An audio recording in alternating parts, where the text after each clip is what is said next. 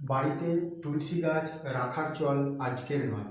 বাঙালি বাড়িতে এক সময়তে ঘরে ঘরে আর কিছু থাকুক বা নাই থাকুক, একটা তুলসীতলা বা তুলসী গাছ থাকতই থাকতো।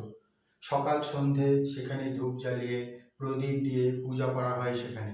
বাস্তুশাস্ত্র মতে তুলসী গাছ ঘরে রাখা অত্যন্ত শুভ। প্রায় সব পুজোতেই একটি মূল উপাদান হলো তুলসী পাতা। আবার এই গাছের রয়েছে অনেক ভেষজ এবং স্বাস্থ্য সম্পন্ন গুণ। তবে বাড়িতে যেখানে সেখানে এই গাছ রাখলেই কিন্তু হবে না। শাস্ত্রমতে বাড়িতে তুলসী গাছ রাখার কিছু নিয়ম রয়েছে। ঠিক জায়গায় না রাখলে হিতে বিপরীত হবার সম্ভাবনাই বেশি থাকে।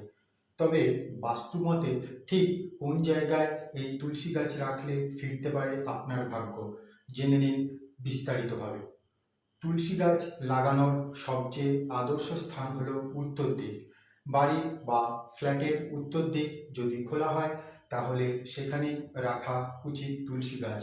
তবে একান্তই যদি উত্তর দিকে গাছ লাগানোর উপায় না থাকে বা জায়গা না থাকে, তাহলে উত্তর পূর্ব বা পূর্ব দিকে এই তুলসী গাছ অবশ্যই রাখতে পারেন।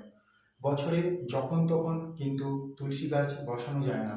শাস্ত্রমতে কার্তিক মাসে তুলসী গাছ বসানো সব থেকে শুভ বলে মনে করা হয়।